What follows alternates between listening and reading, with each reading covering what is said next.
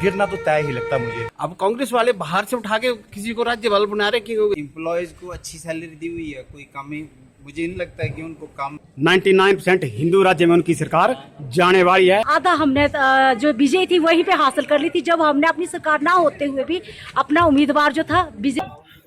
तिलक की करो तैयारी, आ रहे हैं भगवान, भारतीय जनता पार्टी जिंदाबाद।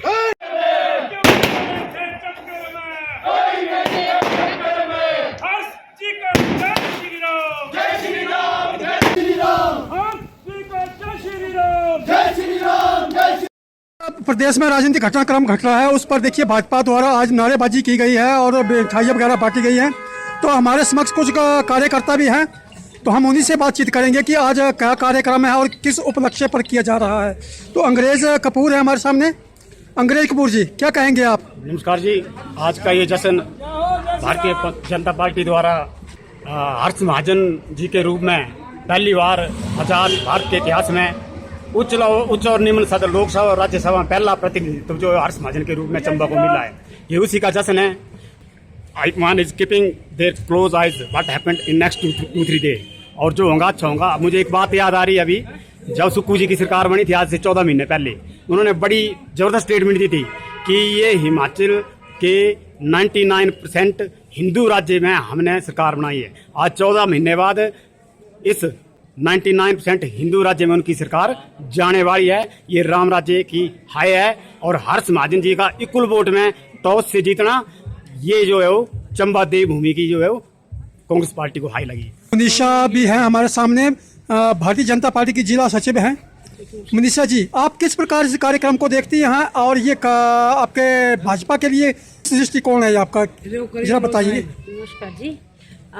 हमारे लिए एक बहुत ही, जो कि हमने मतलब सोचा नहीं था कभी भी कि जो ये ऐसे कांग्रेस की सरकार होते हुए भी एक तो हमने अपना जो राज्यसभा के लिए अपना उम्मीदवार दिया, तो ये ही एक आधा हमने जो विजय थी वहीं पे हासिल कर ली थी, जब हमने अपनी सरकार ना होते हुए भी अपना उम्मीदवार जो था बीजेपी की तरफ से नॉमिनेट किया था। तो आगे श्री राम जी की कृपा से जो हमारा उम्मीदवार था जो विजय हो गया, और ये जो जिला चंबा से की तरफ से गया था, एक जिला चंबा पिछड़ा जिला होने पर भी हमारे यहाँ से पहली बार जो उम्मीदवार गया है, उस उम्मीदवार को दोनों जो एक भाजपा और कांग्रेस के दोनों तरफ से उनको अपना मत दे के उनको विजय बनाया है। इसमें फ्लोर टेस्ट की भी संभावना बन गई है, तो आप कैसे देखते हैं इस पूरे घटनाक्रम को? जल्द हमारी बीजेपी की सरकार आने वाली है और ये तो 1 या 2 दिन में तय हो जाएगा कि बीजेपी की सरकार आ रही है और हिमाचल में राम राज्य आ रहा है। आशीष ठाकुर, आप कैसे देखते हैं इस पूरे घटनाक्रम को? ये साफ तौर पे जनता का तो संदेश है ही है, क्योंकि जिस प्रकार से कांग्रेस पार्टी बेशक गोबर खरीदने के बहाने, बेशक प्रत्येक महिलाओं को 1500 रुपये देने के बहाने, बेशक आउटसोर्स के लिए अपनी नीतियां बनाने के झूठे वादे करके सत्ता में आई थी, और जनता में तो नाराजगी थी ही थी। लेकिन इस जो पिछले कल हुआ कि 43 सीटें होने के, इतनी भरपूर मेजोरिटी होने के बावजूद भी अगर इनकी सरकार गिरती है, तो इससे साफ जाहिर है कि पार्टी के भीतर इनके विधायक भी इनसे बहुत नाराज चले हुए हैं, तो जो कि एक लोकतंत्र के लिए, एक स्वस्थ लोकतंत्र के लिए एक अच्छा संदेश नहीं है। तो अब भविष्य में आप किसी प्रकार देखते हैं कि भाजपा की स्थिति कैसी रहने वाली है? अब भाजपा की स्थिति पहले भी अच्छी थी, अभी भी अच्छी है, क्योंकि जिस तरह से आप देख ही रहे हैं कि पिछली हमारी जयराम सरकार ने जितनी भी नीतियां बनाई थी, वो सबकी सब नीतियां बहुत अच्छी थी, लोगों के लिए उनको लाभ देने वाली थी। और लेकिन जिस प्रकार से फिर कांग्रेस सत्ता में आई, ये झूठे वायदे करके, तो जनता के बीच में फिर से एक्सपेक्टेशन हमारे भाजपा को लेके बहुत ज़्यादा बढ़ चुकी है। प्रदेश की राजनीति में हुई इस उठापटक के बीच हमने राजनीतिक दलों के कार्यकर्ताओं के अतिरिक्त स्थानीय लोगों से भी बातचीत की इसी मुद्दे को लेकर, और उन जानते हैं कि उन्होंने इस मुद्दे पर अपनी क्या राय दी है। ये सरकार तभी रह रही है कि इनको खुद के मिलने वाला व्यवस्था नहीं है, और जो असल गारंटियाँ हैं जो दी हुई इन्होंने सरकार, वो लोगों की पूरी नहीं हो रही है, और जो खुद के मिले को नहीं संभालते वो उनको संभालेंगे। सरकार लोग जो विधायक थे हमारे, उनका जो था सरकार के प्रति रोष था, जिसलिए उन्होंने क्रॉस वोटिंग की है हमारा सरकार से निवेदन है कि आप जहाँ भी जो भी करना है कि सबको साथ में लेके चलो, सबका साथ सबका विकास। हो आम सकता है लोगों के जो जीवन में क्या कुछ प्रभाव पड़ेगा इससे? प्रभाव तो पड़ेगा इसमें, तो आम जनता के लिए तो बहुत मुश्किल है। क्या मुश्किल हो सकती है? मुश्किल क्या, सारा कुछ तो काम काज लोगों के ठप पड़े है। ऐसे ही आगे 15-20 दिन में आचार संहिता लगने वाली है, तो इससे तो लोगों में तो फिर मुश्किल हो जाएगा आगे काम। कुंजलाल जी क्या कहेंगे आप इसी घटनाक्रम में? इस घटना कार्यक्रम के बारे में पहले तो सबसे पहले हर्ष जी को बधाई देना चाहता हूँ, ताकि हमारे राज्यसभा के सदस्य चुने गए हैं हिमाचल की ओर से, और हिमाचल की जनता को बहुत बहुत बधाई देना चाहता हूँ इसके बारे में। तो क्या आपको लगता है कि जो कांग्रेस की सरकार है वो गिर सकती है? ये तो आगे आगे वालों को पता है, हमारे पीछे वालों को क्या पता है, ये तो हमारे से जो बड़े हाँ, बैठे हैं ये बात सही है कि आम जनता को नहीं पता। अगर ऐसी स्थिति आती है कि सरकार गिर जाती है तो क्या आम जनता को इस पर प्रभाव पड़ेगा कुछ? सरकार गिर जाने के बाद आम जनता को प्रभावित होगी। कैसे? क्योंकि वो जितना भी खर्चा है वो सब इलेक्शन खर्चा वो हमारे ही सिर पर पड़ेगा। तो अभी आपको क्या लगता है अगर इस वक्त चुनाव हो जाए तो फिर? एमपी के साथ चुनाव, अगर सरकार गिरती है तो एमपी के साथ ही चुनाव हो जाएं तो इसमें कम खर्चे में कार्यक्रम हिमाचल का और बढ़ सकता है। सोनू कहिए, आप तो युवा मोर्चा से है, क्या कहेंगे? जो भी हुआ वो आम जनता के लिए बहुत ही मुश्किल है, क्योंकि आम जनता जो जिस हिसाब से 14 महीने से डिस्टर्ब हुई है। किस प्रकार हुई डिस्टर्ब? जैसे कामकाज की बात करें, सड़क देखो वहीं की वहीं पड़ी हुई है, ना वो आगे बढ़ पाई, पीछे ही है, कई कामकाज जो रुके हुए हैं। तो अब क्या लगता है आपको कि ये फ्लोर टेस्ट होगा या फिर? जिस हिसाब से मुझे लगता होगा जी।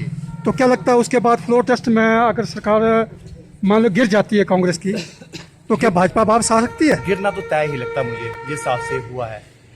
विजय जी क्या कहेंगे आप इस मुद्दे पर? मुद्दा तो ऐसा इतना बड़ा नहीं है इसका। क्यों, आपको क्यों लगता है कि बड़ा नहीं है? क्योंकि प्रदेश पूरे पर स्टेट सरकार बड़ा की ज्यादा इसलिए लग रहा है क्योंकि कांग्रेस की गलती ये रही है कि विपक्ष से अगर किसी घर से उठा के कोई दूसरा घर में घुसा दिया जाए तो इसमें तो लगेगा उनको, तो विरोध तो दिखेगा जो घर वाले हैं। तो ऐसा कैसे हुआ? इसमें ये है ना, जैसे अब हिमाचल के रहने वाले हैं हमारे हर्ष महाजन जी, तो ठीक है उन बन के हिमाचल की है। अब कांग्रेस वाले बाहर से उठा के किसी को राज्यपाल बना रहे कि इतना हिमाचल में कोई भी नहीं था कि उनका लायक खड़े होने के लिए क्या इसमें राज्यसभा में। ठीक है, आपका ये मुद्दा हो गया। अच्छा अब ये बताइए कि 1 साल जो कांग्रेस का हुआ ये कैसा रहा? 1 साल में नए सीएम समझो या नई सरकार नए उसमें वो है, उनको पता नहीं लग रहा है कि क्या नहीं हो रहा है, या आपस में लड़ाई झगड़े के बारे में पब्लिक डिस्टर्ब हो रही है। इसमें 1 साल में कोई काम काज नहीं हुआ। यहाँ भरमौर के लोगों के यहाँ जो कर्मचारी आते हैं सभी अपनी मनमानी कर रहे हैं। अभी तो 1 साल में कोई भी किसी भी यहाँ का लीडर या कोई भी, क्या बीजेपी ले लो या कांग्रेस का, कोई भी किसी की नहीं चल रही है। तो इसके में जो भी है नुकसान वो हमारे ट्राइबल को हो रहा है। क्या अधिकारी जो अब आम जनता के साथ सही लिंक नहीं कर पा रहे? अगर सही करते तो बस्ट के बारे में बोलते रहते कि बस्ट नहीं है। बस्ट है, बस्ट बहुत है। अब 31 मार्च को ये लैप्स होने वाला है, तो बस्ट लैप्स हो रहा है तो इसका मतलब बस्ट है ना, यहाँ पे पड़ा हुआ है नहीं यहाँ पे। अब जो आपस में ये अभी पीछे जैसे हमने सुना है कि आपस में ये मीटिंग हुई थी कर्मचारियों की, इनकी एडीसी और ये एसडीएम वगैरह आपस में लड़ रहे थे बस ना ही देने की, जैसे आईपीएच वाले मांग रहे थे, पीडब्ल्यूडी वाले मांग रहे थे। अब ये वो बस नहीं दे रहे तो वो काम कैसे कराएंगे? मतलब प्रशासन जो अब विभाग को बस आवंटन का जो एलओसी होती है वो नहीं जारी कर रहे। एलओसी तो बहुत है यहाँ पे, एलओसी जारी नहीं कर रहे ना, जारी कर नहीं रहे, तो इसका मतलब इनकी वही चल रही है ना। अच्छा मान लो अगर ये मान लो अब सरकार अल्पमत में आ जाती है, तो अगर चुनाव की स्थिति आती है तो क्या लगता है आपको किस पक्ष में चुनाव जा सकता है? अभी इतना ज्यादा हम बोल नहीं सकते क्योंकि अभी 1 साल ही हुआ है पब्लिक को चुनाव की वोट दिए हुए। अगर बार बार चुनाव आते रहेंगे तो हिमाचल और ज्यादा नीचे चले जाएगा। चलो ठीक, इसमें ज्यादा खर्च होता है चुनाव में, इसलिए हम सोचते हैं कि 5 साल तक अभी जो भी है, या सीएम चेंज होगा या क्या उनकी गठबंधन में आपस में कांग्रेस में क्या क्या चल रहा है, उसके बाद जब पूरा हो जाएगा वो तो ऊपर वाले सोचे। ये स्वयं सेवी भी है गुलशन नंदा, हर मुद्दे पर विभाग की से अपनी टिप्पणी करते हैं, क्या कहेंगे? कहिए। कौन से ये राज्यसभा वाले मुद्दे? हाँ, राज्यसभा वाले मुद्दे पे ये कुछ नहीं है, कांग्रेस और भाजपा सिर्फ चेहरे बदलती है, बाकी व्यवस्था इनकी सारी यही रहेगी। आप पिछले पूरे इतिहास देख लो, पहले कांग्रेस का राज भी आपने देखा है। 14 से पहले कांग्रेस थी, उस टाइम भी चेहरे ही बदले थे, व्यवस्था में कोई चेंज नहीं हुआ। अब 2014 से लेके आज तक देख लो बीजेपी थी। अब मैं तो यहाँ की बताऊंगा, भरमौर की एक वार्ड पंच से लेके और राष्ट्रपति तक बीजेपी की सरकार थी। क्या हुआ, जस का तस बना हुआ है भरमौर। तो ज़्यादा तो ये बड़ी राजनीति है और हमें राजनीति करनी नहीं है, तो इनको जैसे ठीक लगता है। प्रश्न फिर वही एक मौलिक रहेगा कि अभी फ्लोर टेस्ट की स्थिति आ सकती है सरकार को, अगर सरकार उसमें विफल हो जाती है तब उस देखिए, मेरा तो मानना है कोई भी बन जाए कुछ नहीं होगा। ये इनको ऐसे लग रहा है चेहरे बदले। मेरा मानना है सरकार जो भी है व्यवस्था को बदलने की कोशिश करे, बजाय इसके कि हर बार नेता को बदल रहे हैं। कैसे बदलनी चाहिए व्यवस्था, सरकार को कैसे अब बदलनी? इनका ले लो, हर्ष महाजन जी पहले कांग्रेस में इतने टाइम रहे हैं, अब चंबा की स्थिति देख लो, जहां से वो विधायक रहे हैं। अब मुझे तो ज्यादा जानकारी नहीं, आप जाके उसका सर्वे करो, क्या उन्होंने मतलब उनके पीछे का इतिहास क्या भरमौर है। में कैसी रही से 1 साल की सरकार का कार्यकाल कैसा रहा ये?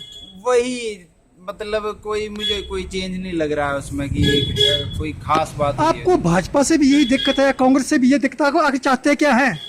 मैं तो व्यवस्था चेंज करना चाहता किस हूं। प्रकार बदलाव चाहते हैं आप, ये तो कहिए, ताकि सरकार को समझ तो आए कि आप चाहते क्या है। आम जनता से ही है आप भी। देखिए, आप हम चाहते हैं डेवलपमेंट। किसी भी विभाग में चले जाइए, ठीक है, तो वहाँ पे पेंडिंग केसेस जो है, मतलब किसी भी तरह के जो पेंडिंग काम पड़े हुए हैं उसकी पूरी प्रॉपर जांच करवाएं। ये लीडर्स जितने हैं, चाहे वो सत्ता पक्ष के हैं चाहे अपोजिशन के हैं, जो पेंडिंग काम पड़े हुए हैं उनको पूरा किया जाए, ठीक है।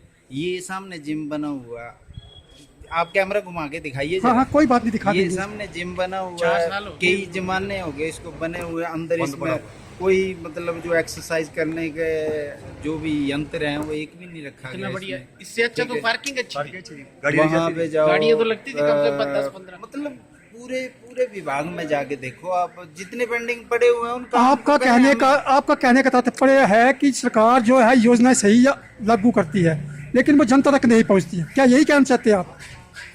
वैसे भी कह सकते हैं आपकी जो उन्होंने बनी तो सारी पब्लिक के लिए है। देखो सभी का तो ये सरकार की गलती कहाँ है फिर? अगर सरकार योजना सही कर रही है, लागू कर रही है, तो फिर सरकार की गलती कहाँ है? तो उसको धरातल पे भी वो कंप्लीट होनी चाहिए। यही तो पूछ रहे कि धरातल पर कंप्लीट नहीं हो पा रही है, ये मान सकते हैं ना? मैं इसका सारा जो तामझाम है और राजनीति को ही देता हूँ कि उनकी वजह से ही ये सारा, मतलब उनका नियंत्रण सही तरीके से, लाल कुछ नहीं, फीताशाही मैं पर आपको बताता हूँ, अधिकारियों पर ये नियंत्रण नहीं है। कुछ नहीं, इन्होंने कुछ नहीं है। अगर आप किसी भी नेता के करीबी हैं, आप किसी भी ऑफिस में जाओ, आपका काम हो जाएगा। अगर किसी नेता के करीबी नहीं है, ठीक, तो आपको कुछ दिक्कतें उसमें आएंगी। अर्थात भ्रष्टाचार एक मुद्दा है ये भी। भ्रष्टाचार तो देखिए, भ्रष्टाचार की परिभाषा क्या है ये तो भगवान ही बताए और ये बता सकते हैं। देखो पहले क्या होता था कि आपने मेरे को मक्की का आटा दिया, मैंने आपको गेहूं का दे दिया, ठीक है, उसको शिष्टाचार बोलते थे। आज की डेट में वही चीज हो रही है कि आप मेरा काम कर रहे हैं और मैं खुद ही आपको दे रहा हूँ कुछ, ठीक है, तो अब उसको शिष्टाचार मानो, भ्रष्टाचार क्यों? मानो। काम के बदले उनको सैलरी भी तो मिल रही है ना? देखिए ना, ये तो जो क्या दे सैलरी रहा- कम लग रही है आपको कि जो अधिकारियों को सैलरी कम देखो, होगी इस कारण? या काम कुछ नहीं है, सरकार का बनाया हुआ है। सरकारों ने क्या करा हुआ है, ये एम्प्लॉयज को अच्छी सैलरी दी हुई है, कोई कमी मुझे नहीं लगता है कि उनको कम है, क्योंकि उनका ठीक पालन पोषण होता है उस सैलरी में। तो पता नहीं क्यों ऐसा कर रहे हैं। कुछ लोग हैं, कुछ अच्छे लोग भी हैं जो इसमें ऐसा काम नहीं कर रहे हैं। तमाम उठापटक के बाद प्रदेश राजनीति का ऊंट अब किस कपर पर बैठता है?